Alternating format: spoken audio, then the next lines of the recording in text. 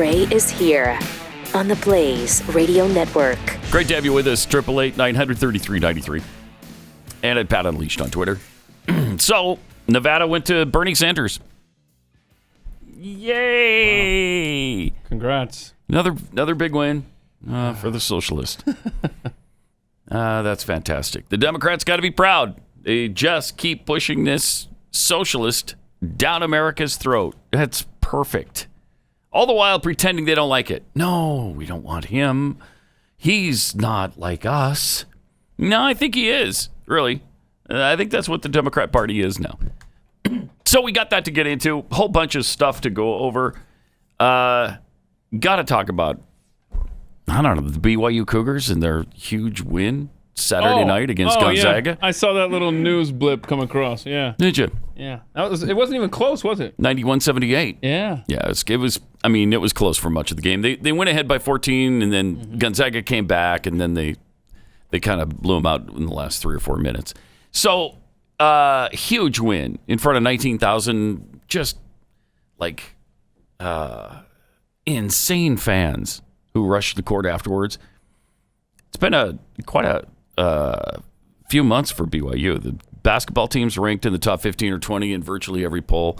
Men's volleyball's unbeaten, 15-0, ranked second in the country.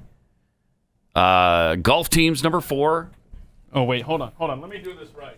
Hang on. I didn't know this was going to be BYU. Yeah, you might as well go ahead and put it. Hang on. Right. Get my BYU hat on. Okay.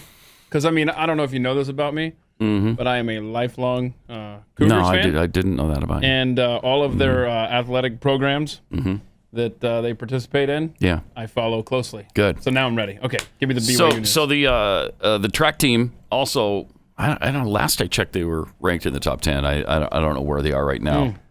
But there was a little incident involving one of the members of the track team. Yeah, that look on your face has got me a little concerned here. A really good freshman pole vaulter, Zach McWhorter, pole vaulting in practice and slipped and somehow got impaled in his scrotum by his pole vault pole. Oh, there's a picture right there.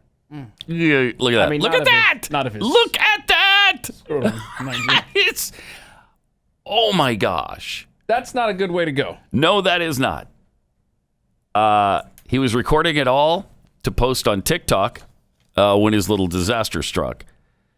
First, it seemed like a standard jump, but his pole didn't fall the way it was supposed to, and essentially impaled him through the, nether regions. 18 stitches later, he's good as new. He's okay. Yeah. That's touch and go there for a while, I'm sure. Oh, my. And what's his name again? Zach McWhorter. Zach McWhorter. McWhorter. Yes. I knew that. Yeah, well, look, you're a lifelong fan. So he's still a dude. We know this. Still a dude. Ooh. What an accident. I've never seen anything like that. That's just crazy. That story alone is enough to keep generations of young men from taking away from pole vaulting that particular activity. Yeah, that's not something you want to see happen to anybody. Oh, yeah. There's a quote of him. It was like what he saw when he looked down. Yeah, he saw scrotum. Yeah. So, but anyway, it is a technical medical term. He is doing well, but he's okay now. Yeah. That's the best 18 stitches there, which had to be fun. That had to be fun. My gosh. I am destroying that pole. Yeah. It's never being used again. Man. That is crazy. All right, 888-933-93. So in Nevada, I don't know what's going on with the Democrat Party, but Pete Buttigieg is saying that there were some irregularities, and he's trying to challenge the results. He was only third. Like the breakdown was Sanders at 41%. Biden had Sanders had 47%. Sanders 21. He's 26 percentage points behind him. Then you had Buttigieg at 13.7. So does he have any case at all? I mean, was there that much Were there that many problems that would make up that kind of difference? Yeah, I don't know. If so, they might as well just give this thing up. They might, never mind. Okay, we'll deal with Trump for another 4 years. Oh, you mean just give it Yeah, just give up. Give it up. Okay, all right. Well, I wish they would. Yeah, I do too. It would be nice, but they're not going to. So Bernie claims the victory in Nevada. He essentially tied for the win in Iowa. He won in New Hampshire. And now he has also taken Nevada. So he's won the first three, essentially. Won or tied the first three. And now we're heading into South Carolina. And I think he's rising in those polls, too. Yeah. If he overtakes Biden in South Carolina, I'd say that's pretty well over. Yeah. Pretty well over. Yeah, I think that's a firewall there. And Biden has just been tanking in South Carolina. In the latest polls? Yeah, let me see here. Hang on. Jeez. He's down to... Okay, so Biden peaked in South Carolina at 39.5%. Okay? Mm-hmm. That was in October. He's just been steadily declining ever since. He's now down to 24.5. And Sanders is breathing down his neck at 21.5. Jeez. And then Steyer is 16.5. And then everybody else. Steyer. Tom Steyer is terrible. That guy is. He's a lunatic. And he's a lunatic that is also trying to buy the election, just like Michael Bloomberg is trying to buy the election. But, they're having some impact with all the money they're spending. And it's getting a little frightening. This might as well be Bernie Sanders' campaign theme song. Just adopt it. You've got all their policies. Why not use the Soviet national anthem at your campaign rallies? It's very stirring, Stirring. I can see him walking out onto the podium at every event to this. Be great. And he loves them. He loves the Soviet Union. That's right. That's where he goes on his honeymoon. He loves Cuba. He still loves Cuba. On 60 Minutes, he defended Fidel Castro again. Well, I like the authoritarian part, but it would be unfair to say that everything is bad in Cuba. No, it really wouldn't be, because it's pretty bad in Cuba. He's got them living in the 1950s. Why? Because they can't progress. They can't move forward with this communist system. That's a good, that's a really good analogy there. When you talk about progressivism is supposed to be like, well, we need to progress as a society, and all this And they stuff. haven't at all. And just point out Cuba and how time stood still in 59? Yep. Okay, that's a good. Yep. And then they'll, of course, come back. Never mind. Okay. They'll come back and say, well, socialism and progressivism, are you saying they're the same thing? Well, yeah. So that's where you lose them. But They basically are. I mean, the only difference between Marxism and progressivism is that Marxism is willing to move faster. They're willing to have a bloody revolution, as they proved in Cuba. They'll do the bloody revolution, whereas progressives just want to take their time. We'll get there. But I think they're getting impatient. I think that the progressives are getting impatient, and they're just becoming flat-out communists and Marxists now. This has alarmed a little bit some of the people over at MSNBC, which is pretty amazing. Pretty surprising. Chris Matthews compared the rise of Bernie Sanders to the fall of France. Here's what he had to say. I'm reading last night about the fall of France in the summer of 1940, and the general, Renault, calls up Churchill and says, it's over. And Churchill said, how can it be? You got the greatest army in Europe. How can it be over? He said, it's over. So I had that suppressed feeling. I can't be as wild as Carville, but he is damn smart, and I think he's damn right on this one. yeah, Carville said that. Wow. Carville's quote was something like, if the Democrats nominate Bernie and expect to win against Trump, They're damn stupid or something like that. They're dumb. They're damn stupid. I don't know. Yes. I heard that too. And it's true. I mean, what are you doing playing with fire here? And they're playing with fire. For any Democrat who still has, like a Democrat, an American Democratic ideology. You can't be messing around with Bernie Sanders and socialism or Elizabeth Warren. Even though she doesn't admit it, she is also a socialist. Well, they're the ones that are going to do socialism right. It's just never been done right. Yeah, that's so dangerous. And so that's what's going to happen here. It's never been done right because it can't be done right. This is what happens when you adopt these policies. Everything goes to hell, and you become, well, Venezuela, for instance. Venezuelan entrepreneur has a warning for Americans, and that is socialism literally kills people. Jose Monagas has seen his country go from being one of the richest in Latin America to the poorest. And he's got a clear message for Americans. Socialism literally kills people. As Bernie Sanders continues to propose socialism and a socialist overhaul of America and our healthcare system through his Medicare for All scheme, Monagas warns how socialized medicine has brought nothing but misery and despair to the once prosperous Venezuela. For example, if you get into an accident and the ambulance takes you to the hospital, you'll just die outside the hospital, he said. People die going from one hospital to another to see which one can take you. He added, they're sick and they are dying. They're waiting outside of the hospital for their medicine and their treatment, and that happens every day. So the socialized medicine thing didn't work very well? Okay. Huh. You say so. Monagas noted that the crisis in Venezuela extends beyond healthcare, of course, and now has affected every aspect of life. Right now, so many people in Venezuela are going to work without taking a shower. So many people don't have water to drink. They've been robbed, and they don't know what to say. They don't have anyone to go to.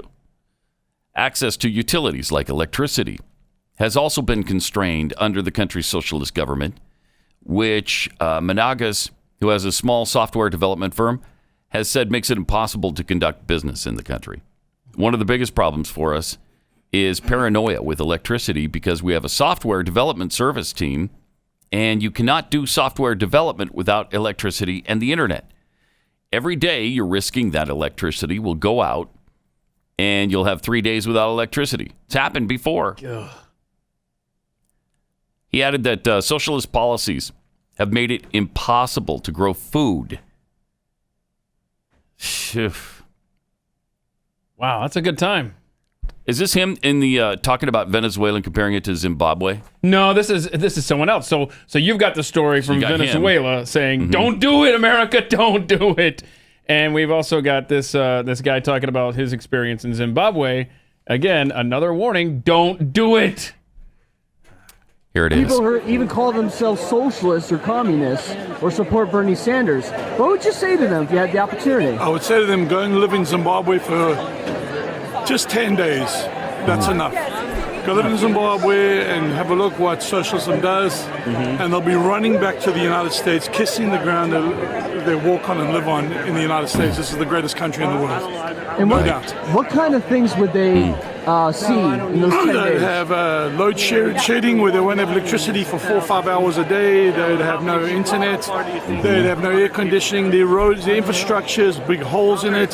There are people killing and pillaging each other. There's no food on the shelves. And if this is what they want, they've got to be out of their crazy minds. Yep. That's right. That's right. Just keep courting Bernie Sanders. Yeah, just keep it up.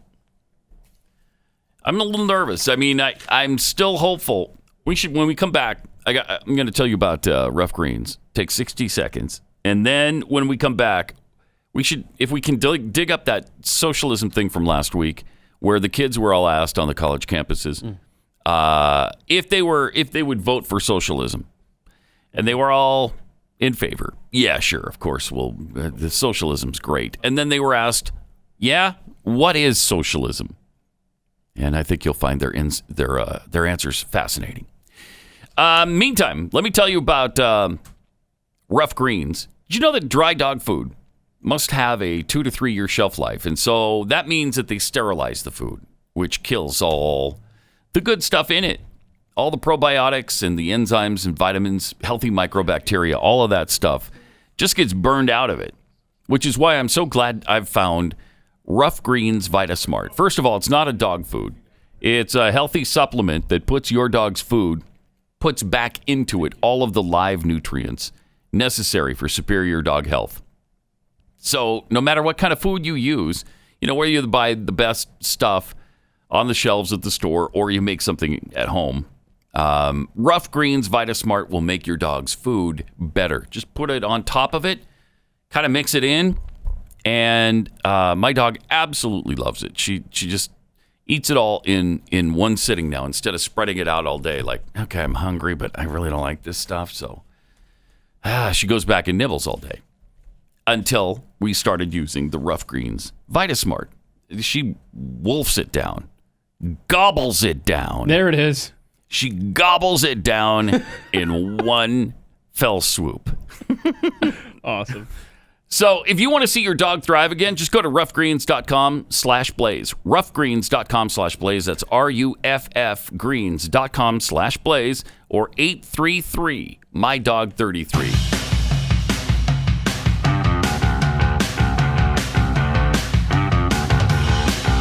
This is Pat Gray Unleashed. Here's why I'm a little nervous about the whole socialist thing. Because the millennials all love it. They've been indoctrinated in the public schools, in the education system, that socialism is great. That socialism is fairness. That we've got to do something about the income inequality in this country. And socialism does that. Takes care of that. Well, yeah, it does. It makes everybody equally poor. It's really wonderful that way. So you have just the ruling class, elites, who are filthy rich, and then you have everybody else in the nation who's suffering and poor and doesn't have enough to eat. So it's a great system. And so students were asked, you favor socialism? And then afterwards they were asked, yeah, okay, well, what is socialism? And I think you're going to love it. Would you choose socialism? Yeah, I would choose it for sure. Okay, what does socialism mean to you? Ooh. I don't really know, to be honest. I would support socialism. I'm a big Bernie Sanders supporter. So, I mean, he's not really socialist, I guess you could say, but I mean... He's called himself a socialist, though. He is. Yeah, he has. I would want socialism, just because I think capitalism is taking us the wrong way. Is it? Yeah, to prosperity? Yeah, you don't like that? Mm-hmm. Less incarceration, less poverty, just less bad in general. I think capitalism is more evil. I don't know. I need to think about why. No, I would obviously go towards socialism. I think that capitalism goes towards another route that I wouldn't want to be in. I honestly don't know of a specific socialist country. I just don't know. I know I wouldn't want to be in a capitalist one. Oh, really? Okay. Well, that's intense. I think socialism would be better for America because when we get together united and talk about our problems and our stuff, we can solve a lot of issues we have, because I feel like right now we don't communicate enough to know what problems we have. Pause it for a second. She clearly thinks socialism means socializing. Because if we go to a socialism system, then we can communicate with each other. Because we'll be socializing, right? I mean, that is unbelievable. That's where we're at, man. That is unbelievable. All right, let's see the rest of this. Socialism, definitely. I feel because we're growing up in that's what you feel like. Our generation is I don't know, I don't know how to explain it. Our generation's so different than the older generation. Definitely, I think moving forward, it's gonna be more socialists. Yeah. I don't know much about socialism, but from what I've known, from what Bernie has said in AOC, I think it's a good thing for the country. I mean, capitalism, we've seen what it's done to the country. What has it done? What do you think? Yeah, tell me. Made it very it's all about the money kind of thing, and that's what we work for, that's what we die for. On Twitter or something, some girl had a sign you're gonna die of old age and I'm gonna die of climate change. That's true. It's gonna happen. No one gives it. They don't give because they're gonna die and it's gonna be over. Oh my gosh, that is just crazy. All right, do we have the section, I hope, where we ask them what is socialism? I thought that was all rolled into one there, pretty much. Yeah. Yeah, except nobody asked what is socialism yet. We haven't gotten to that point. Okay. Do they not have that? That's the only video that we had that I'm aware of. Okay. Sorry. I thought you were talking about just this one video, so that's what I had them find. Okay. We played one just last week. It was What is socialism? Anyway, that none of them knew. Not a single person knew. Not one of them knew or could explain what socialism is. So they've gotten so far as, yeah, socialism is great, and I think that's the way we need to go, and capitalism sucks, and look where capitalism has gotten us. Yeah, the greatest nation on earth kind of thing? Yeah, you mean that? Okay. You mean where even the poor here have a roof over their heads, they generally have a car, they generally have enough food to eat, they even have cable TV, they have air conditioning. Is it that terrible capitalism you're talking about? Yeah, what is it? Homeless in America are still, compared to the rest of the world, among the richest, what is it? You know what I'm talking about? Quality of life for someone homeless in America is still probably better than really most high of the world. Compared to the rest of the world. I got to find that stat. That's a fun one. Amazing. It's just amazing how indoctrinated they've been. Keith got this message, this direct message from somebody about when the Iowa caucus was going on. Oh, yeah. The caucus leader started with the Pledge of Allegiance, but then said he had to run home because he had to get a flag there at home because there were no flags in any of the classrooms. That is unreal. A classroom, a school in Iowa had no American flags? Not in the classrooms, not in the meeting areas, not in the public areas of the school building. So the question then was, when did elementary school stop saying the pledge and stop flying the flag, or at least displaying a flag in a class? I mean, you don't do that at all? There's no flags in an elementary school building? Is that the case all over the place now? Or is it just this particular elementary school in Iowa where they were having this caucus? That is, whoa. Okay. I'd love to know if, schools just don't even have the American flag in the building anymore. By the way, the typical person in the bottom 5% of American income distribution is still richer than 68% of the world's inhabitants. In other words, the poorest 5% in America among the richest of the world. And that's that terrible capitalist system. It's brought that kind of prosperity. We just don't want it. We don't want it. You're in the richest 32% of the world if you're the poorest 5% in America. Think about that. Yeah, it's amazing. That's the answer to what capitalism gets you right there. Okay? Yes. There's your answer, lady. Yes. I think it's just where people are focused on money. That's all they live for. Oh, shut up. You don't even know what you're talking about. They couldn't explain the capitalist system to you if you sat down with them and gave them an hour to come up with one aspect of capitalism. They couldn't do it. I'll bet you they could not do it. Just like they couldn't explain socialism to you.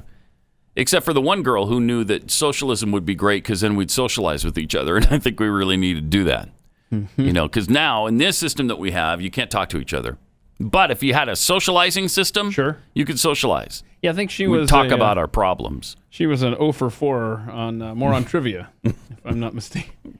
I think we talked to her previously. Probably, because that's usually what they guessed when we asked the question on moron trivia. Speaking of morons, got another Hollywood celebrity. Oh no! And this is a beloved one. I mean, this guy's been around for so long. This hurts, man. It hurts. It does. Dick Van Dyke is 94. Is he really? Mm-hmm. And he's pushing for Bernie Sanders. Oh, okay. Bernie Sanders. He does realize that in a society where the government exclusively runs your health care, it's the elderly that get the short end of that stick. Here he is talking about it. An endorsement for Bernie. Oh, for Bernie Sanders. There we go. Can't wait to see Bernie debate Mr. Trump. I'm Dick Van Dyke, and I'm a very enthusiastic supporter of Bernie Sanders. The age question keeps coming up. I know that I'm 20 years older than Bernie. I have all my marbles. I could run for office if I wanted to. So I don't think age really is a matter, except for his experience and the years he's put in. And I can't understand why according to the polls, he's having problems with older citizens like me. Why wouldn't an older citizen? He's vote a for somebody socialist! with that kind of a record Idiot! And with that kind of experience. My gosh. And honesty and trust. It just doesn't make sense to me to not getting my generation. And I want to urge my generation to get out and vote for him. Please. This election, I think, is probably the most important one since the end of World War II. I can't believe it. Another 4 years of the current administration, and we won't have a democracy anymore. 4 more years. Yeah, we don't have a democracy now, dummy. We must get him out of there. Democratic principles are flying out the window. He has assumed authority beyond what the president's allowed, and he's going to get worse. The fact that we are the only country that doesn't have universal health care, that's shameful, and that it's more expensive than anymore. No, it's not. That he'll do something about, I'm sure. Bernie has been consistent with his policies ever since I first met him. Yeah, he When has. he was in the Senate. It's true. He never has changed his tack. No, he's a because socialist. of He's a pressure from the socialist now. outside Of what he felt the wind was blowing another way. He's stuck with who he is and what he believes in. So I think somebody younger, like Bernie, is just a perfect candidate. Yeah, he'll be around for a long time. Oh, no. That's embarrassing. I'm embarrassed for him. Jeez, my gosh. I don't know that Bernie Sanders has ever been referred to as, quote, somebody younger like Bernie Sanders, but there you go. It's like it's all a matter of perspective, which that ad right there reminds me of when Andy Griffith. That was another roof boy. He pushed for Obamacare. Yeah, he did. Yep. Oh. So you got both these, these are icons in our society. And he doesn't understand why the older generation like him are against Bernie Sanders. Because they're the people who understand socialism. Yep. They've seen what socialism has done on this planet. And it's wrought catastrophe everywhere it's been. Everywhere it's been. That's really, it's painful. Mm-hmm. The stupidity. You just think, go back and sweep chimneys or something. Shut up. Jeez. Go dance like a penguin. Yeah, right. Wear those dumb penguin pants and do that little thing you do with Mary and shut up. Good golly. Yeah, those aren't fun. Those are not fun. Those kind of commercials that come on with someone. You're like, man, I thought the best of you forever. And then right at the end, you're going to pull that? Come on. It's really sad, isn't it? Dick and Andy. Yeah. Because widely beloved. And they're both still alive, which is just incredible. No. Is Andy Griffith dead now? He died? 2012. Oh, that long ago? Yeah. Wow. Yeah. I knew that he forgot about cut that commercial right before he passed, and I looked it up. Well, that was playing. So the commercial aired in 2010, and then he passed away in 2012. So. Wow. Well, okay. Anyhow, so there sad. you go. Yeah. Very, very sad. And I mean, two guys from, I don't remember what town the Dick Van Dyke show took place in, but Mayberry. I mean, that's a conservative little town in the Carolinas. It was conservative. And then Andy Griffith comes out so liberal. I remember at the end of his life, he got really obnoxious. And so now we've got Dick Van Dyke doing the same thing. That's See, the thing about celebrities back in that era, Johnny Carson was liberal, but they kept it under wraps. They didn't make it a part of their shtick. Today, these celebrities are just obnoxious. That defines who they are their politics. Whereas entertainers a generation or two ago knew, hey, you know what? We're here to entertain. We're here to entertain everyone. Yeah, I don't want to piss off half of my potential fans, which is apparently they don't care anymore. 888-900-3393 and at Pat Unleashed on Twitter. Alexandria Go tweets, I don't know much about Ebola, but the word sounds good. I think we should have more Ebola. That's exactly what that is, man. It's exactly what it is. Yeah. I don't know much about it, but it's a cool word and sounds like a fun disease. So, yeah. And stuff. Scott Sweaty Balls Sweatman. In our new socializing system, we could all speak to each other, unless the government deemed that speech not politically correct. There you go. which is happening more and more often, as a matter of fact, all around the planet. The Steve 42, I think that most U.S. Americans don't know what socialism is because U.S. Americans don't have maps. Yeah. Yep. Okay. Turtle smirking Rube. They probably removed the flag. The flag's in that Iowa school, so they wouldn't offend the Snowflake Caucus. From ever-changing Twitter handle, you use the word indoctrinated. I think you mean to use the word ignorant. Mm-hmm. There is a lot of that going on as well. A lot of ignorance. From Publius, the only reason BYU men's volleyball is undefeated is because they have Scott Sterling. The Scott Sterling. The Scott Sterling. If you've seen that video with him getting hit in the face over and over and over again with the volleyball. Yeah, we will have to post that at Pat Unleashed on Twitter. There's a soccer version of it, too. They're both really good. That's from BYU Studio C. Actually, the Scott Sterling in the video, though, represents Yale. He's on Yale's team, if you look very carefully at that video. Wait a minute. What are you trying to ruin this or something? Sorry. What's going on here? Keeping it real all up in here. Wow. Yo. Okay. Plus, that whole cast from Studio C left. Yeah. What happened with them? What is that? Got some other deal, and all of them, every one of them left. Like, where really can weird. We find that original cast now? I got to find out. I don't know. Actually, I mean, I knew, and then because it's only been a few months, I think, but yeah, I got to find out where they went. Tyler's annoying shoulder bird tweets, working with the flu outdoors away from people and feel like garbage. Then you start with a story that every male listener felt where they lived. Thanks, Pat. Yeah, you're welcome. Happy to do that for you. Get impaled right where you live. That's oof.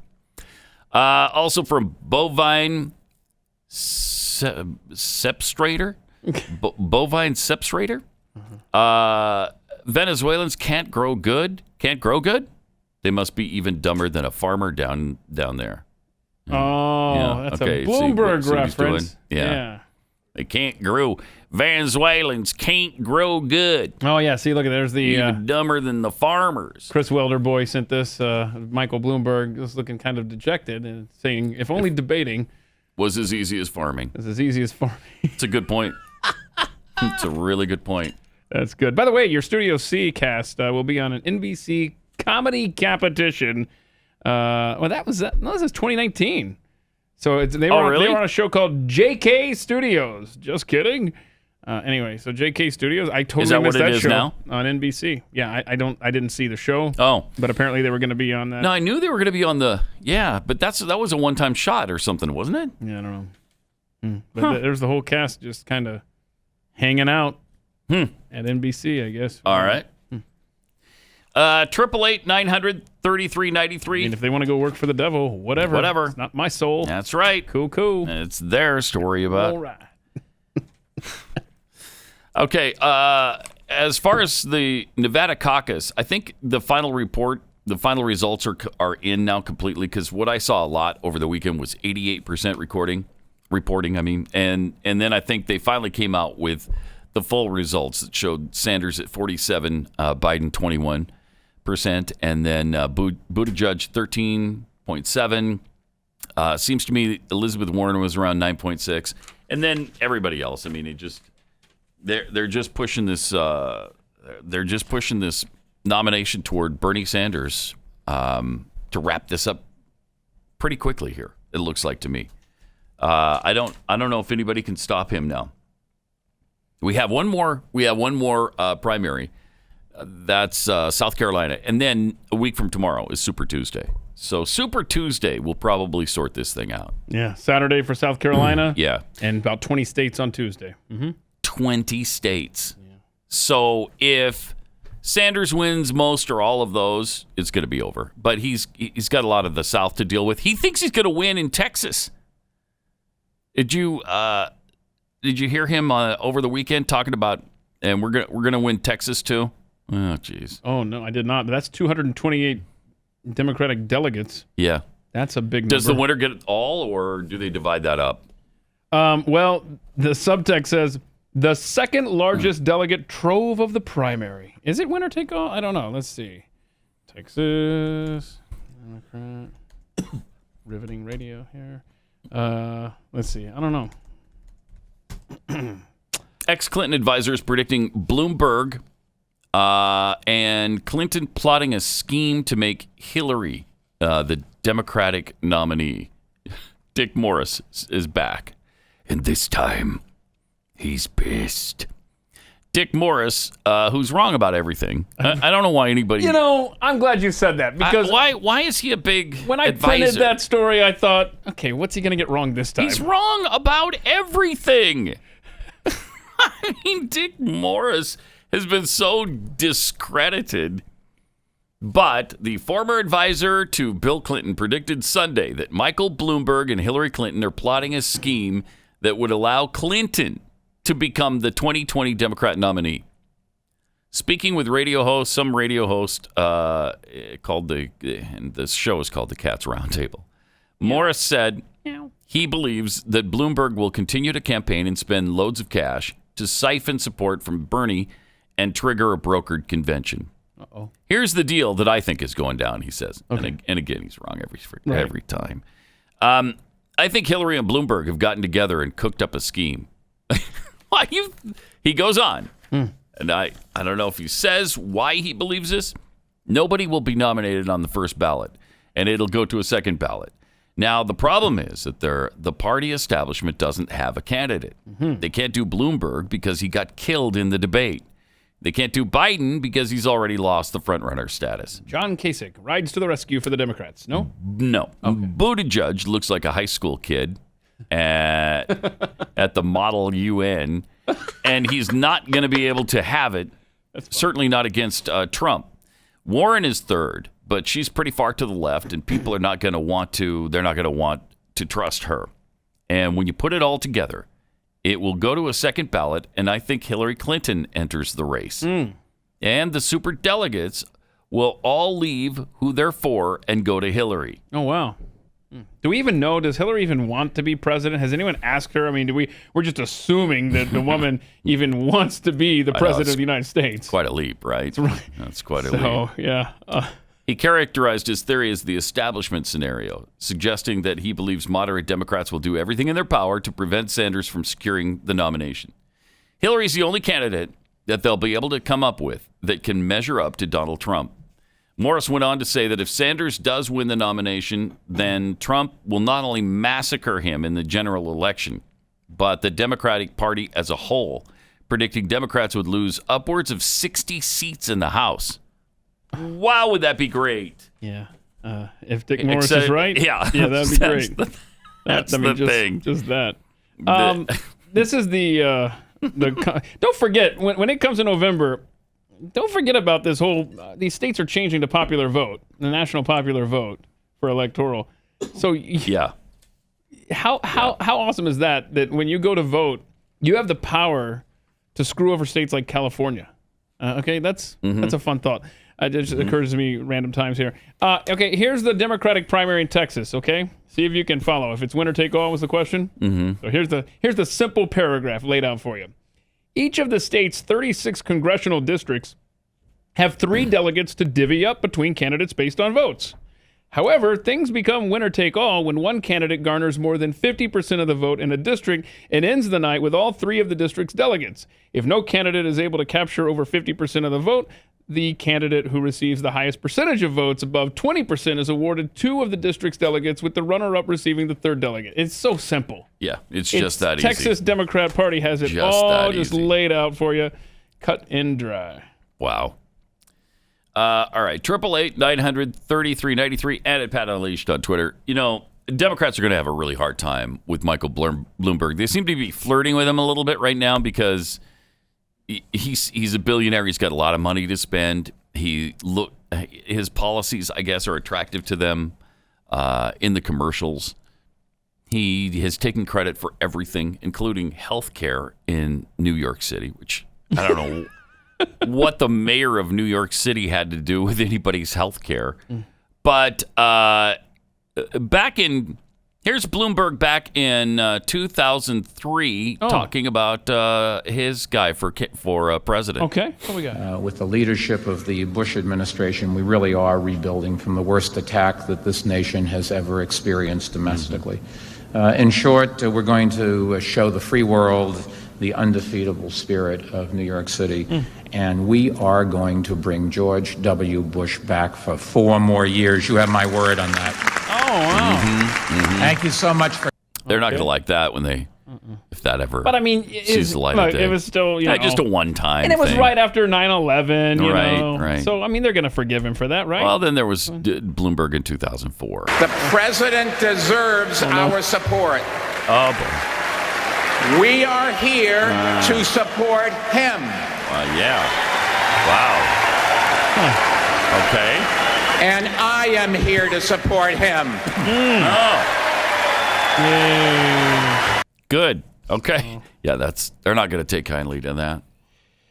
I mean, the guy's been all over the place. Let's face it. He was a Republican. He was an independent. Now he's a Democrat. I mean, he's just all over the map.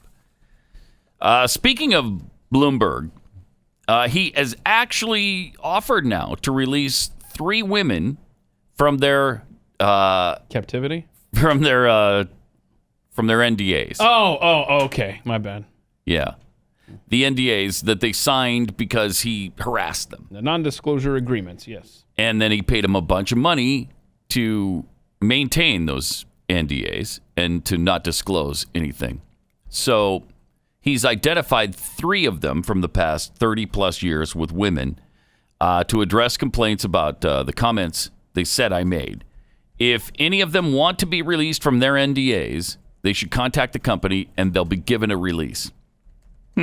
So there you go. Are there only 3 women? I don't think so. I think there's quite a few more than that. So maybe he just picked the 3 that have forgiven him, and maybe he knows what they're going to say. Maybe he's paid them even more. I don't know what's going on there. Yeah, I guess after the debate, he said that he did some reflecting. Yeah, I bet he did. Did some reflecting and decided that these are the 3 that I'm comfortable releasing. I did some reflecting, and then I did some check writing. Yeah, and then I did some checking out the latest poll numbers and seeing how the voting base responded to my performance, and so I'm releasing these 3. This is kind of weird, though. Actor, director. Now, this is supposedly a Republican. Clint Eastwood. Clint Eastwood. Oh yeah, remember it was at the Republican convention. He spoke at the convention before. I remember he pointed to an empty chair or something for Obama. So Obama was the chair, but who was that for? Was that for Romney? 2012, I think. Yeah, feels was like it 2012? Maybe. Anyhow, I don't remember if it was 2008 or 2012. But anyway, he said he wished President Trump would act in a more genteel way. Okay, all right. And also voiced support for Michael Bloomberg. I'm sorry, come back? Yeah, he's voiced his support for Michael Bloomberg. For Michael Bloomberg? Because, Trump needs to be more genteel. Genteel. Okay. Jeez, what an idiot. It's so disappointing. So he said, while he agreed with some of Trump's policies, the president should refrain from name-calling and tweeting. I would personally like for him not to bring himself to that level. Well, I think a lot of people would, but, I mean, you don't then throw your support behind a stinking totalitarian because of it. Eastwood, who has mostly held conservative views and is a registered libertarian. Whoa. So from libertarianism to Michael Bloomberg? To the most controlling candidate on that stage? Unreal. That's unbelievable. The guy who has demonstrated in an elected capacity the desire and the will to control every aspect of your life, and this registered including libertarian. Take your guns from you. This registered libertarian is Yeah. The best thing we could do, he said, is just get Mike Bloomberg in there. What idiocy! I just What can't. is happening to these guys I at don't the know. end of their lives here? I don't understand. I don't know. Okay.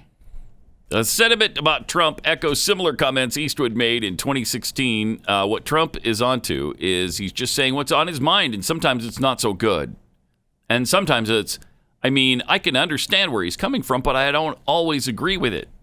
So you go from that to Michael Bloomberg? So because Donald Trump isn't genteel enough, we're going to go and support this Bloomberg, wild progressive. By the way, is he genteel? No. Look at the crass way he addresses women. I mean, he's nasty. He's hideous. Yep. Although he didn't endorse Trump, Eastwood did say that he would vote for him over Hillary Clinton. I'd have to go for Trump, because she's declared that she's going to follow in Obama's footsteps. There's just too much funny business on both sides of the aisle. But now he likes the funny business from Michael Bloomberg. So this is all really good stuff. That's a hip phrase. We got to mix that in the rest of the day. Funny business. In a 2008 interview with The Guardian, Eastwood spoke about libertarian values and how he supported a hands-off approach to government. Yeah, hands-off like what? Banning salt. What? And butter and big soda. I mean, I've always been a libertarian. Leave everybody alone. Let everybody else do what they want. Just stay out of everybody's hair. So I believe in that value of smaller government. Give politicians power, and all of a sudden, they'll misuse it on you. Yeah, Clint. Yeah, that's true. So you know what you do? What? You go right for the totalitarian. Michael Bloomberg, that's what you do. Either that or Bernie Sanders. It doesn't matter. Either one of them. That article, those quotes doesn't make any sense. Made no sense at all. Yeah, none whatsoever. So congratulations, Clint. I mean, again, he's getting up there in age, so maybe 90 he's just not. Yeah, 90 years old. He'll be 90 in May. Mm-hmm. Wow. It's about time for him to do another Dirty Harry movie, isn't it? Or no, as 90? TV's Rob down the hall put up the graphic.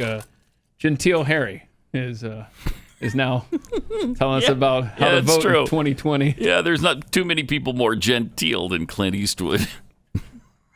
That's great. That is fantastic. Yeah. Oh, boy, I don't know how you support if those quotes are this.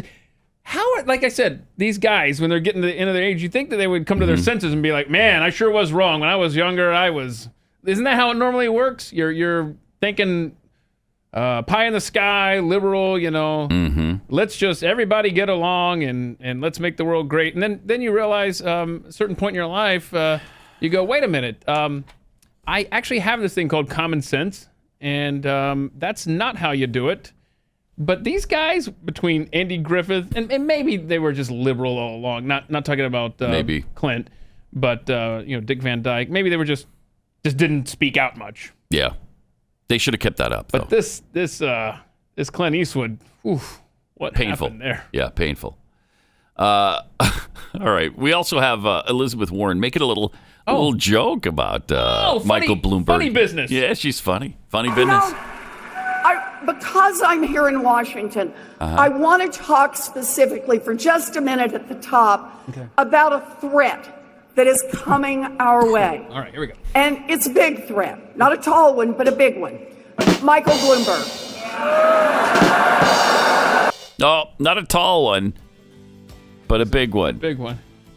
Michael Bloomberg. She couldn't even set herself up for that very well. What an awkward human being Elizabeth Warren is. Go have... The crowd didn't react very well either, didn't they? Kind of... A beer. Go have a beer, lady. These Democrats are... they're in a bad way. Funny business. Yeah. Funny business. American Pride tweets, when is Crazy Bernie going to come out of the closet and admit he's a capitalist? Created a book, sold it on the open market, and made millions. Yeah. Let's not forget his album, too, that he must have made a fortune on with great stuff like this. As I went walking that ribbon of highway, I saw above me that endless skyway.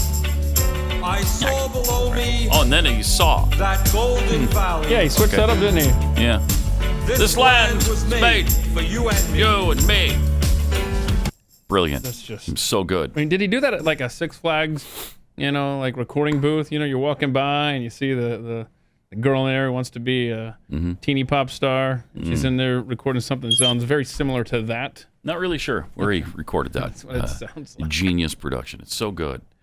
Valhalla Mama the Democratic primary, where the rules always change and the votes don't matter. From Caucus, Card Shark. Oh, yeah. Did you see how they were breaking the ties there in Las Vegas? They were drawing cards out of a deck. Like, you had you had funny business in Iowa with the coin flip that just was, it's for Mayor Pete. Yeah. Yeah, so they were drawing cards. To break ties in Nevada, yeah. Yeah, strange. Next election, I expect Bloomberg to run under the New Green Party to try to appeal to the farmers that he offended. Just too muck and fudge. Is funny business better or worse than malarkey? Funny business. I love it. That's the phrase of the day. All right. Speaking of the No Malarkey Tour, boy, Joe Biden is in trouble. He is really in trouble. His lead in South Carolina now, according to the latest polls, is down to 3. Down to 3 points. He was up by, 20. And now it's 3 percentage points in South Carolina. And it is Bernie Sanders who's in second place. So if Bernie Sanders somehow pulls out a win in South Carolina, he's almost wrapped it up before Super Tuesday. Oh, kidding. Yeah. And you're right. He was up, looks like, about 19 points. Just, I got to scroll down. Wasn't that long ago? Yeah, it was 6 weeks ago. Yeah. I mean, this is like the Atlanta Falcons here. That's bad. He is just, that was his firewall, was it not? Oh, for sure. South Carolina? Yeah. They thought maybe Nevada, too, and then Nevada turned out not to be his firewall. My goodness. So there you go.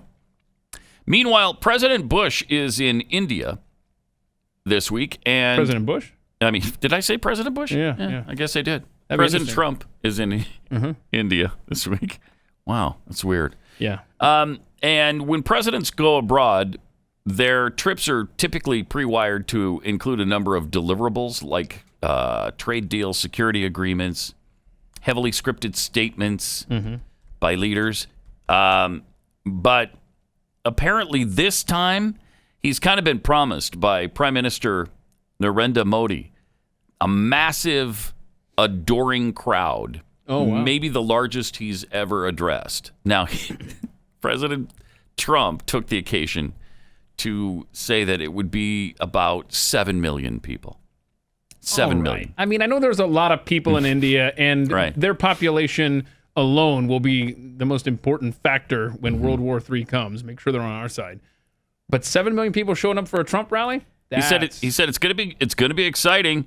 That they tell me between the stadium and the airport we'll have about 7 million people.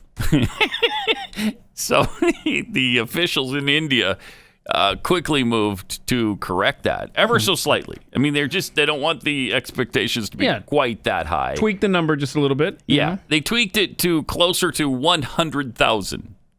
So 7 million, 100,000. What's a couple of people here and there? You know what I mean? Is there a metric issue happening? I don't know. You can't just...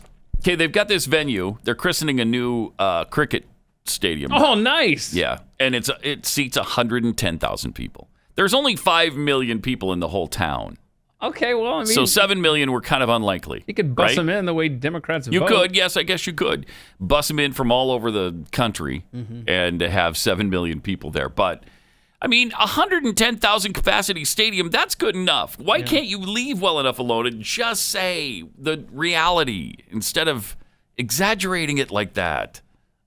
But he did say, Trump said, between the airport and state? Yeah. Maybe they're lining the road. 7 million people lining the road? Okay, I hope. All right. I hope it turns out that way. I hope 7 million people line the road. But the officials in India didn't think it'd be quite that high. Trump's not having to watch a cricket match, is he? It's just a stadium? No, they're just welcoming him. Okay, good, because some of those cricket matches literally last 2 days. And they're incomprehensible.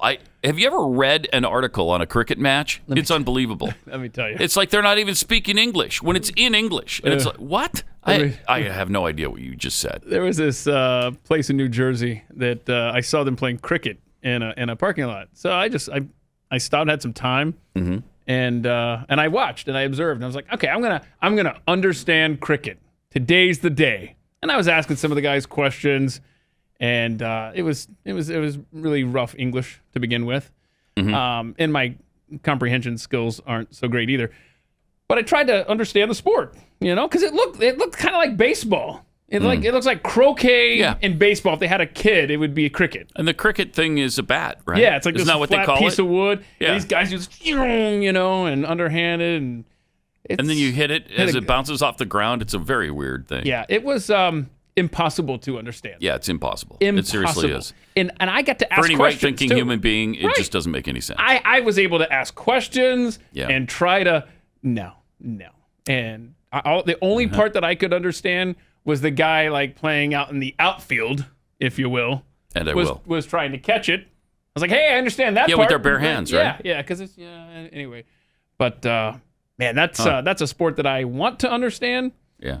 And I've never understood. But maybe one day you'll move to India. Should we learn? You want to learn? No. We have room out here in the I really studio. don't. We could grab a few guys here, maybe watch some YouTube videos and really try to absorb it. But no, don't really care. So at you're this point. not into Not cricket interested at all? Not at all. No. I am interested in the Olympics perhaps being moved out of Tokyo or canceled altogether. Any idea why that would happen? Coronavirus. Oh, my, yes. Did you just use, I'm sorry, the... COVID-19. Thank you. My bad. And they actually do call it COVID-19. Because coronavirus. In the article. I mean... For some reason, is racist. Yeah. I don't understand that at all. When you say the phrase coronavirus... The first thing you think is Asia. Yeah, and it evokes images from the old South. Right. During segregation. Or wait. And stuff like that. I mean, what slavery. How did... I don't know. How did coronavirus become... I don't know. A racist or xenophobic term? Especially against Chinese, when it's a Spanish word that means crown. And they named it that because the virus, when you look at it under a microscope, looks like a crown. That's why it's called that. Weird. Anyway, in a promotional video featuring Japanese superstar Naomi Osaka, as well as fans of different nationalities, the organizing committee for the 2020 Olympics in Tokyo have just announced their official motto, United by Emotion. Oh no. But the emotion we're all united by right now seems to be fear. So I'm thinking they're actually talking about moving the games because the virus, the disease has infected more than 75,000 people. It's killed 2,014, prompted over 50 countries and territories to close their borders to arrivals from China. It's already surpassed the combined death toll of SARS and MERS, and it lies on the cusp of becoming a pandemic that spreads around the globe. So, the economic repercussions are already pretty severe. It will cost the world's economy over $280 billion in the first quarter of this year, meaning that global GDP will not grow from one quarter to the next for the first time since 2009. China's growth is expected to slow to 4.5% over the same period. They must have economic growth of 9%, which is why they build ghost cities all the time. Because when it's not really working for them, they have to pretend like it's working for them, and they have to build things that they're never going to fill with anybody or anything.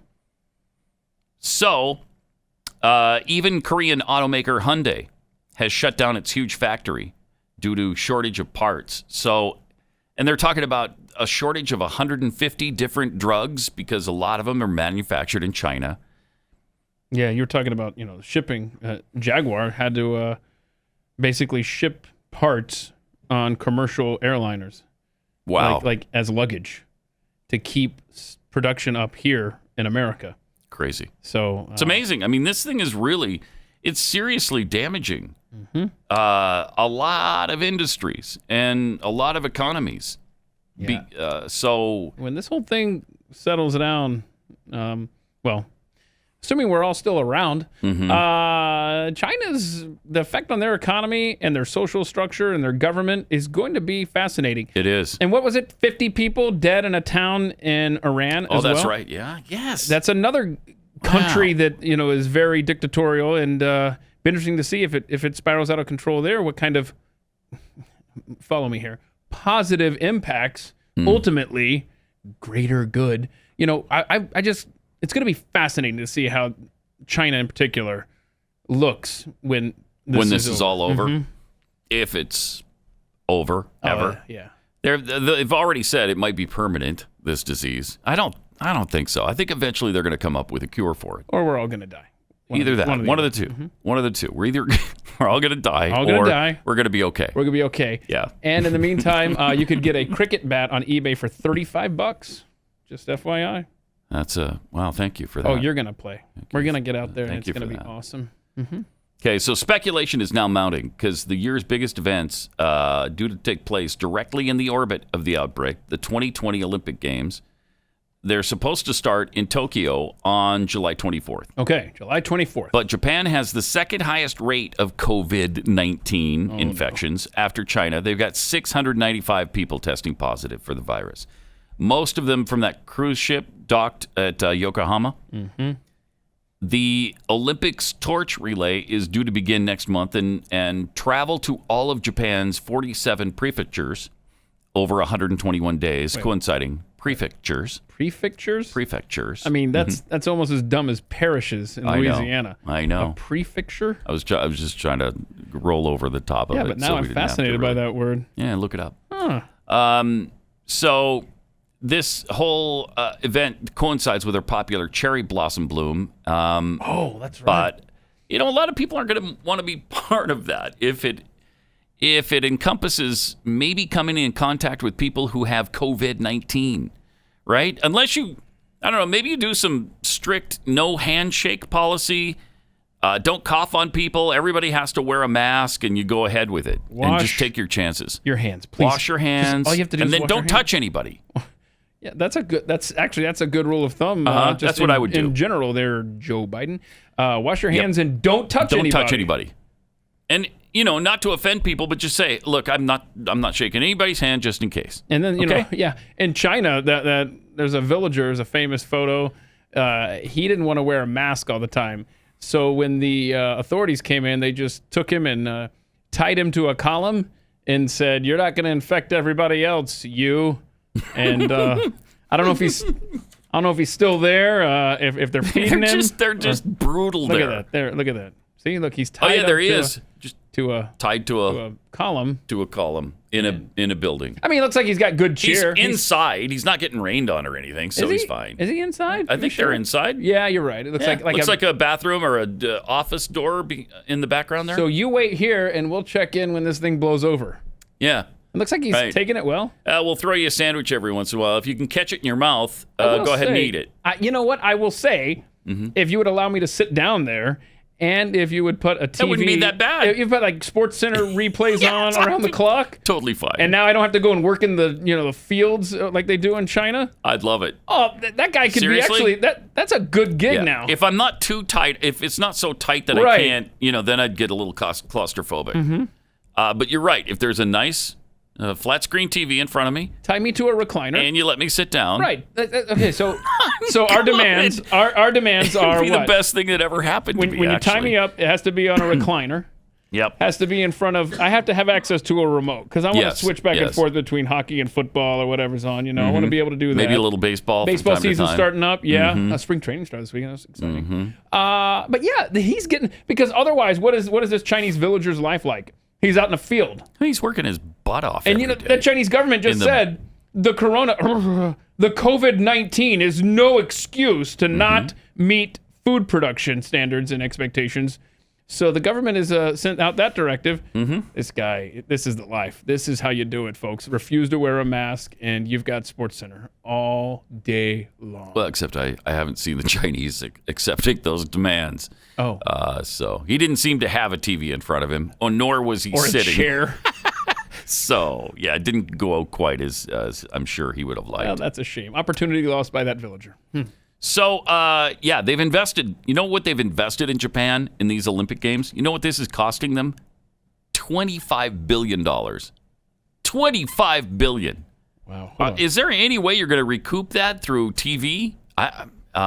Maybe. Maybe you recoup those losses. I don't know. But then if you've spent $25 billion and they move the games, now you're in real trouble. Oh, see, now that would not be good. Now that's not good. $25 billion? Okay, now that's a lot. But there are 2 other Olympic games that have been more than that. You had really? Yeah, Beijing in 2008. How much was that? $40 billion. In 08? In 08. $40 billion? But let's go back to good golly. Sochi in Russia there. The Winter Olympics of 2014 cost that country $55 billion. Winter Games? $55 billion? They had a lot of... well, see, those are governments that can say, so, what are you going to do about it? A lot of things. Shut up. Yep.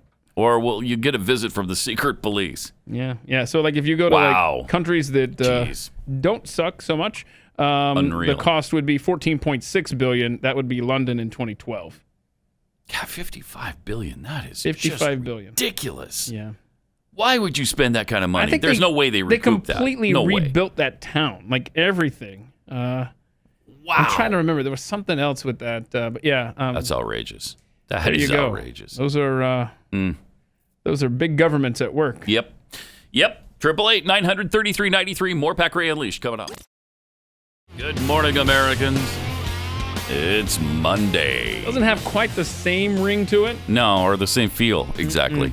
But there it is. It is Monday. It's start to the work week. It's the happiest day of the week. Yeah, it's a good day for a cricket. cricket. We got the whole week in front of us. It's awesome. Cricket match. Cricket match? Yeah, Mondays are good days for cricket matches. I've often said that. I don't know. You're like, surprised by that. Yeah. But, okay. All right. Oh, look, they accepted my bid. I will be playing cricket in no time. They accept who accepted my your eBay bid? Yeah. So it's free shipping. Oh, on the bat? Yeah. Okay. I mean, it is coming from the other side of the globe. So, I mean, the window for shipping, it will arrive between April 12th and May 30th. What in the world? Seems like a long time to wait for a cricket bat. Yeah, but I had to use my eBay points. I had a few cents saved up. 888-900-3393. Also at Pat Unleashed on Twitter. Even if they move the Olympics, we were just talking about Japan with they're the second highest infected country in the COVID-19 sweepstakes. So they've got 695 people infected, and they're talking about maybe moving the games. Who to where? Who on this planet is going to want the Chinese team to come to visit? I don't think anybody wants that, right? You don't want to take that chance. Yeah, and they've canceled 1940 and 1944 because of World War II. Right. So would this be the first? I know we've canceled World Series because of what was going on. What was I don't know 100 years ago? What was the thing we had? Yellow fever or something like that. I don't know, something like that. Spanish flu, maybe. Spanish flu. I bet the Spanish flu would have canceled about 100 and something years ago. Yeah. So this is a possibility. Interesting. Anyway, we'll keep an eye on that. Amy Diane tweets, did Elizabeth Warren just judge Bloomberg for his physical appearance? Whoa. How sexist. Yeah, because she said, well, can we play what Elizabeth Warren said?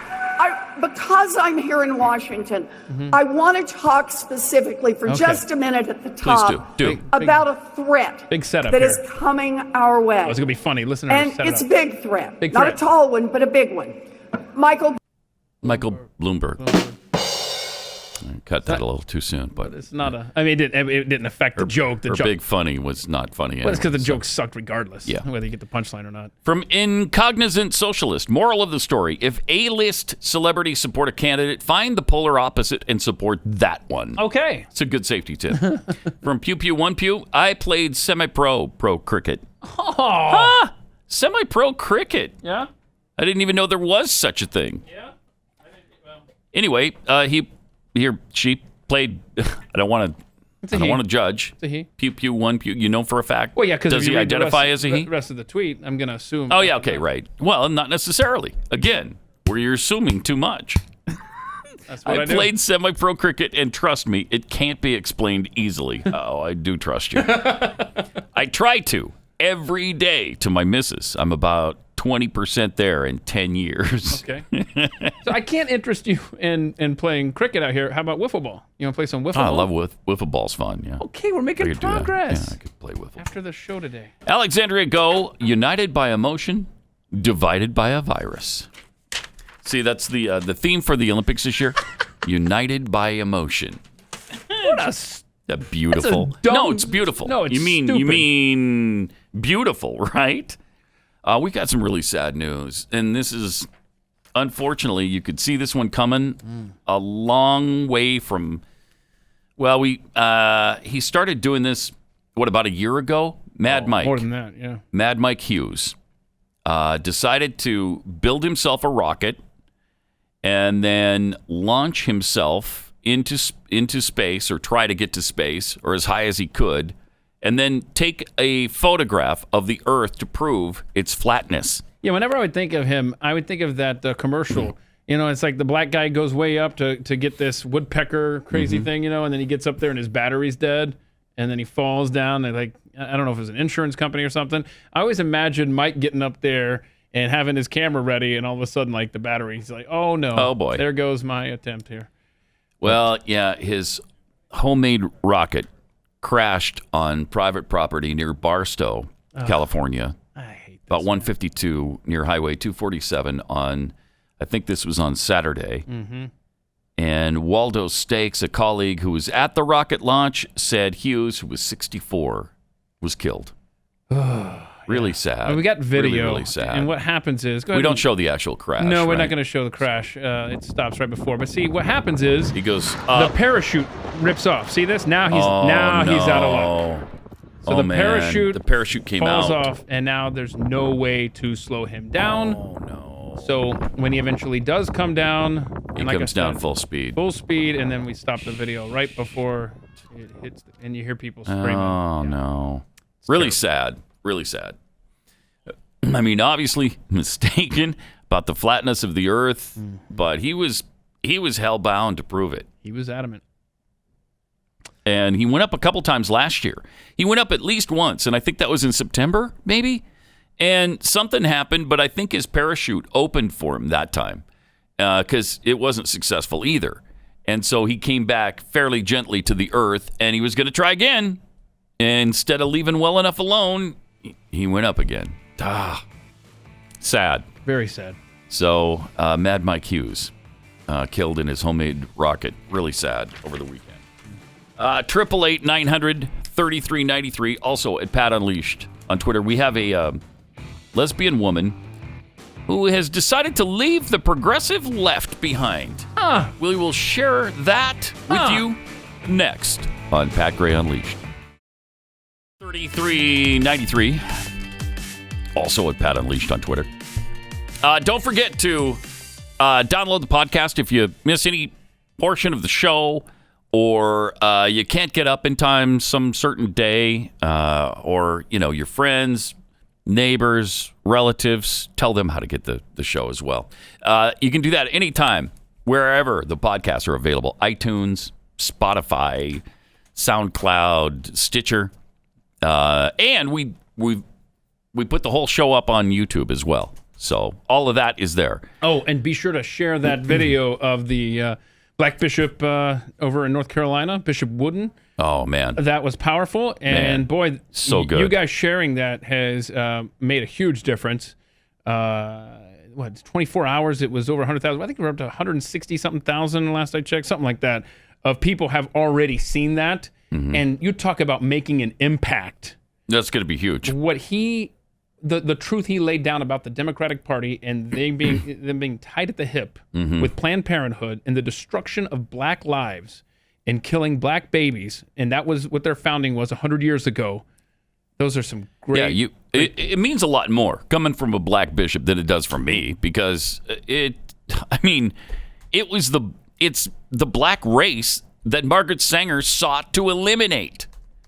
And there's somebody speaking out strongly against that. Like, hey, it does matter that Margaret Sanger founded Planned Parenthood to wipe out black people. I'm sorry, that does matter.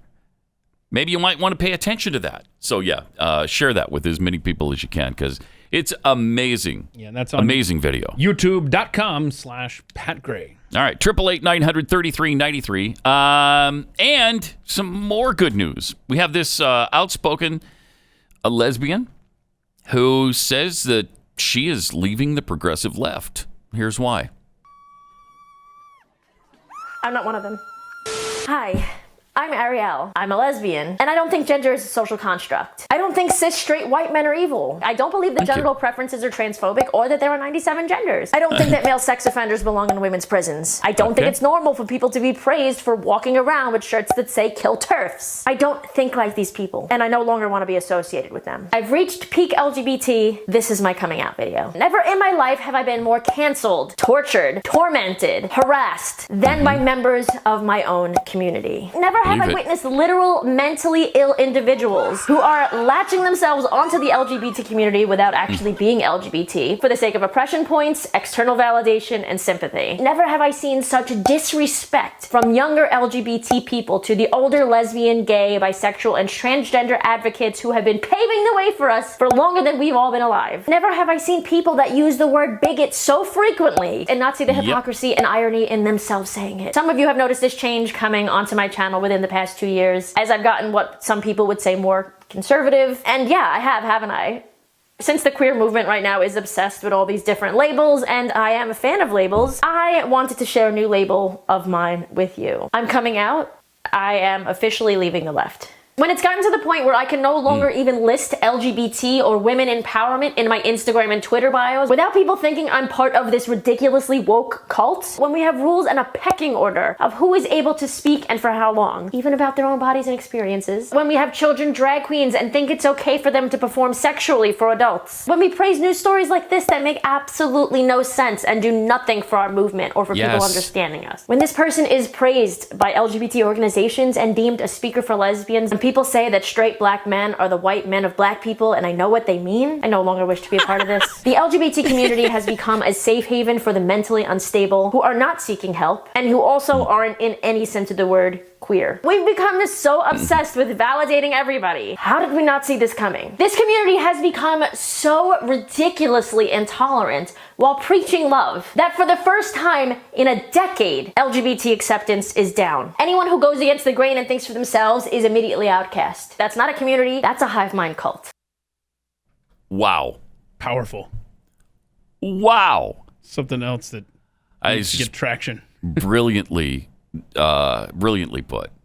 And, again, so much more meaningful because it's coming from somebody within the LGBTQIA2 plus community. So if you want to share these videos, we're talking about the black bishop talking about Planned Parenthood and the Democratic Party, and this lesbian talking about the insanities of the LGBTQ++, is that right? Community? LGBTQQ. Oh, I think you missed a Q in there somewhere. Obviously a hater over here. Obviously. Sorry. You got the queer but not the questioning, or the questioning but not the queer. One of the two. And that's unacceptable. It's unacceptable. And I have apologized. Okay. And I hope we can let that go. We'll let it go this one time. We'll let it go this once. These two videos will be available on Twitter at Pat Unleashed if you'd like to share them with your friends who aren't as bigoted like me. She talked about things in there that I'm not even aware of. What was that one thing that she mentioned? Oh, did you look it up? Yeah. TERF. Yeah, the TERF, kill the TERF or something. I don't know what that is. A trans exclusionary radical feminist. So in other words, if you're a radical feminist, yeah, okay, but you exclude trans people from being from women's sports or whatever, like a trans. I don't know. TERF. Is that what that is? Yeah, I don't know. Okay, so it's just so complicated now, as she laid out. So dumb. You can't even keep track of it all. You honestly can't keep track of it all. So terribly dumb. And there's a reasonable person who spells it all out and just isn't accepting of the madness. And it is madness that there's 97 genders. No, there isn't. There are two. There's two genders. There are not 97. There are differences between men and women in sports. And biological men should not be competing against biological women. They shouldn't. It's asinine. So she made some outstanding points there. And we just need to return to sanity. It would be nice. 888-900-3393. Also, it's becoming more and more apparent now. I'm not sure if we mentioned this late last week. That Squad Congresswoman Ilhan Omar told her friends years ago that the man who became her second husband was in fact her brother. Whoa, that's shocking. And now, for the first time, one of those friends has come forward to reveal exactly how Omar and Ahmed Elmi scandalized the Somali community in Minneapolis. And she married her first husband, Ahmed Hersi. But hardly anyone realized that the next person she was going to go on to marry was her brother, although the people closest to her knew that. No one knew there had been a wedding until the media turned up the marriage certificate years later, the friend revealed. Her revelations are sure to renew calls for the investigation into the Minnesota freshman representative who repeatedly refused to answer questions about her marriage to Elmi. But here's the timeline involving Ilhan Omar's two marriages. She and her, first of all, in 1997, she and her family settled in Minnesota after fleeing war-torn Somalia. In 2002, she married Ahmed Abisalan Hersi in a religious ceremony, but was not recognized legally. They go on to have two children. In 2009, Omar marries Ahmed Elmi in Eden Prairie, Minnesota. Okay, so the first one was a religious ceremony. This one wasn't. It was a legal ceremony. In 2010, he then enrolls at North Dakota State to study fine art and lives with Omar.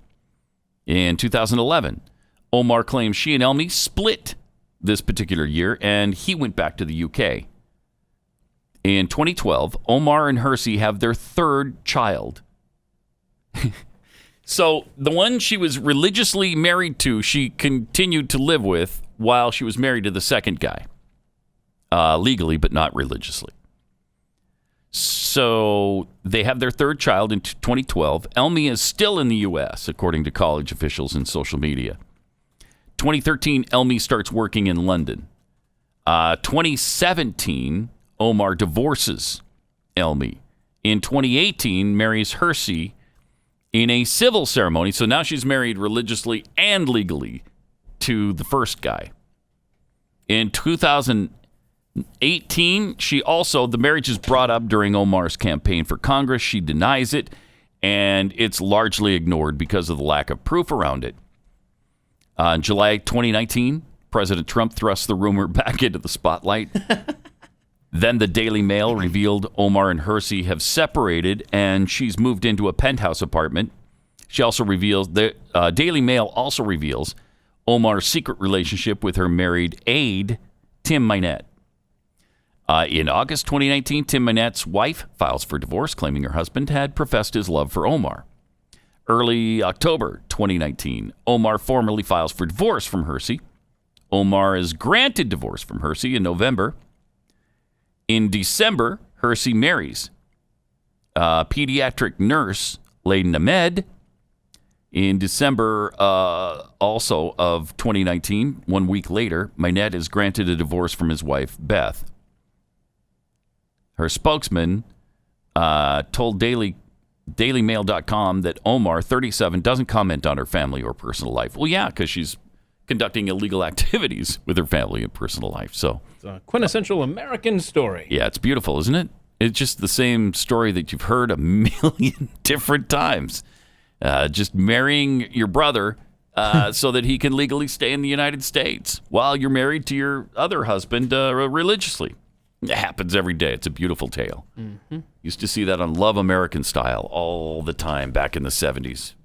888-900-3393 and at Pat Unleashed on Twitter.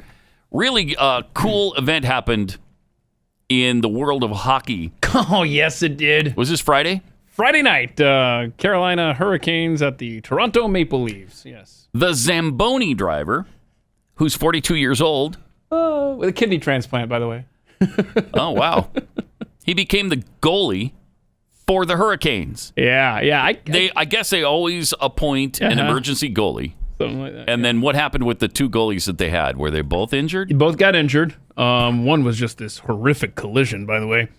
But they're like, all right, so Who can play? Who wants to suit up? Literally. And it was the guy who drove the Zamboni. Yeah, for the minor league team that plays in that same building. And so this guy, David Arias or something, he's like, oh, that's me. Oh, crap. So he goes and he signs a $500 contract. He suits up. His helmet, by the way, is a Maple Leafs helmet. Okay, and it's got the decals and stuff. But he has to play with that blue and white helmet and wears the Hurricanes white jersey, white and red. And That's weird. And they didn't have a helmet for him? Yeah, so we're showing him in action there. Well, it was his helmet. I mean, he keeps there at the arena, I guess. I don't know. He hasn't played since 2015 when he was a minor leaguer. But his record in the minor leagues was 0-8. Wow. Okay? And, his save percentage was, 77%, something like that. But, yeah, so they draft him in there. They pull him out there. And the Hurricanes were up 3-1. So they spot him a 2-goal lead. And he gave up goals on his first 2 shots against him. And so they scored on both shots. Yeah, it was not looking so good. But then they went into the locker room and came back out for the third period. And he said, "I'll be settled down, ready to win this one." He told everybody, and he was. He stopped the next 8 shots. Was the star of the game, number 1 star there, first star, and they won 6-3 in. And are the Maple Leafs going to let him go into that arena ever again? Because that's where he works. That's amazing. That's good stuff. They only paid him $500. $500. You can do better than that. For a goalie, in the National Hockey League, come on. So amazing. So I'd like to see what the average pay is for goalies in the NHL. I'm guessing it's more than $500 a game. Maybe just a little north of that. Yeah, just a tad. So I don't know, since both of their goalies, I'm sure they're going to call somebody up from the minor leagues now. But I was hoping he would get on the plane with them, because I looked up their next game, and it's back home against Dallas, coming up, I think, tomorrow night. Here? No, or there? Carolina. Okay. Yeah, so I was thinking, I hope he has a passport. Yeah. Because he's up in Toronto. That's really something. Anyhow, so good for him. What a great story. Just That'll be a movie sometime. It will be a movie, and it was why Twitter was invented, was for stuff like that last night. Yeah, really cool. Really cool. 888-900-3393. Also at Pat Unleashed on Twitter. Republican Party war chest dwarfs the Democrats' war chest going into the 2020 high season. We have the Republican Party has nearly 8 times as much cash on hand as the Democrat Party. Whoa. 8 times as much. Whoa. Huh. I thought they were raising so much money in the Democrat Party because Donald Trump is hated so much. Well, get this. The Republican Party, has 76 million cash on hand. Hello. 76 million compared with the Democrat National Committee's 9.9 million. Wow. 76-9. Record-breaking support for this president and his policies continues to grow as we head full force into the presidential election year, according to RNC chairwoman Ronna McDaniel. Well, good. So that looks positive. What doesn't look positive is, you got a socialist for the Democrats who seems to be rising to the top of this thing. And it looks like he's going to be the nominee. And some Republicans, I think, have the idea that they want to help him because they believe that Donald Trump will crush him in the general election. And that may be true, but I don't know if we want to take the chance. Yeah, I'm going to let the Democrats let them figure this out on their own. I don't want to be responsible for. Yeah. The same guy who did the plastic bag fact last week, Preston Baines, posted a message on Facebook that's somewhat interesting. You might want to think about. He's in South Carolina. So there are Republicans and conservatives voting for Bernie in the South Carolina Democrat primary. Uh-oh. I personally am not going to vote in their primary. I'm going to give you unsolicited advice that you probably won't take. Do not cast a vote for Bernie Sanders. Other than the fact that you're knowingly voting for a Marxist whose ideology is responsible for the deaths of over 100 million people. Your guess that he'll be the easiest for President Trump to beat is completely unfounded. Sanders is consistently polled as the best candidate against the president, and should a catastrophe happen, or even a slight economic downturn due to a coronavirus, for example.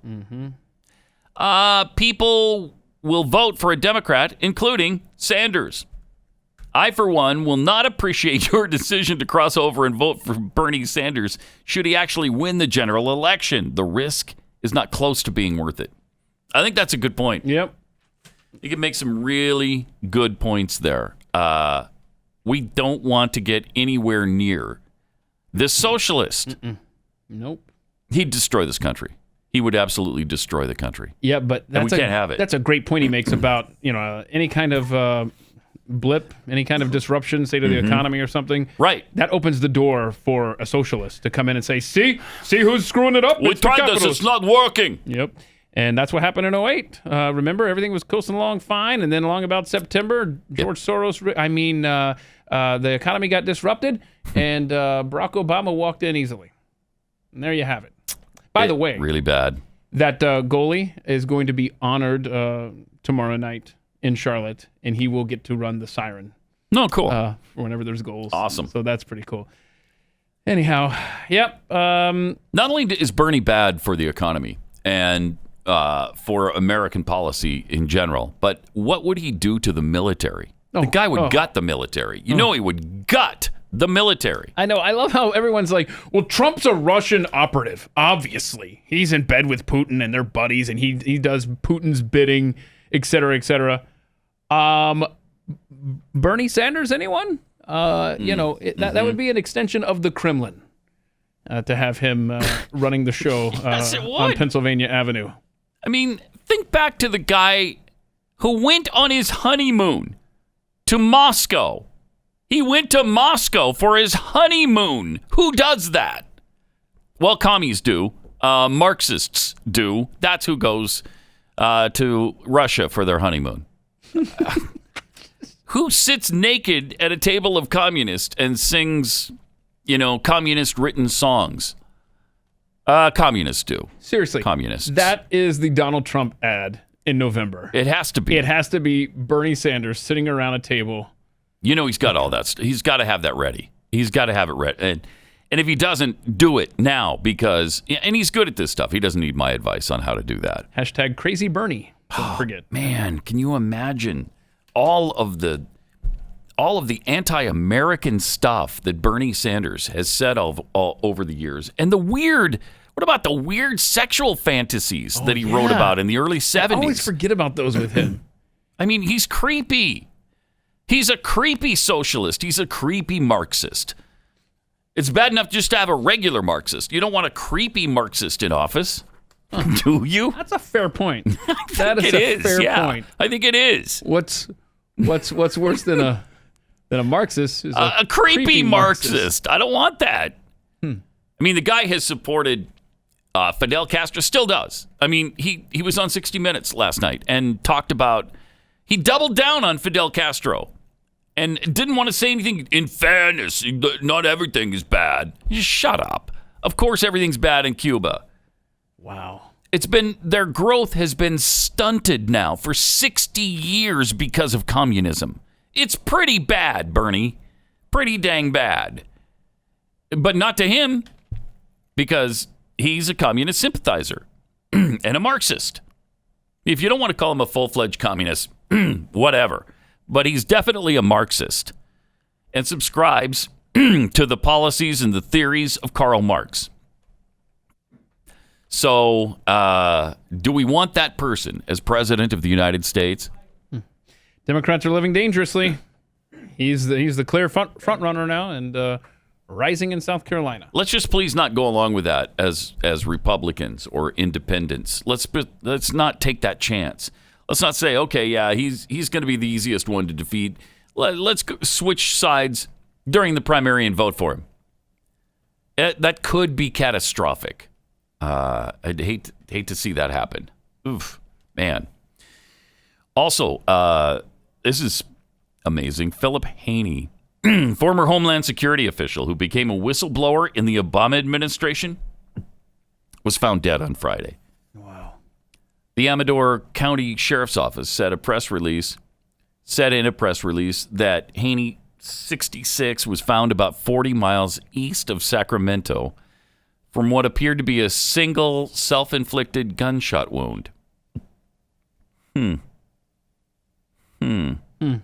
Sounds familiar. Yeah, he was in a bad state of mind. I'm sure this is totally legit, this self-inflicted gunshot wound to the chest. Well, he was exploring a return to the Department of Homeland Security and was engaged to be married. So, yeah, it sounds like a really... Sounds like, it's not like he had plans or anything like that, you know. How weird is that? That's very weird. I don't like it. They responded to the area of Highway 124 and Highway 16 in Plymouth, and they found him on the side of the road with a gunshot wound. Strange. One of those where he went out, shot himself, and then dumped himself on the side of the road. Yeah. One of those deals. This is an Obama... Is this number 483 from the Clintons, or is this like 1600 from the Obama administration? I don't know. I don't know.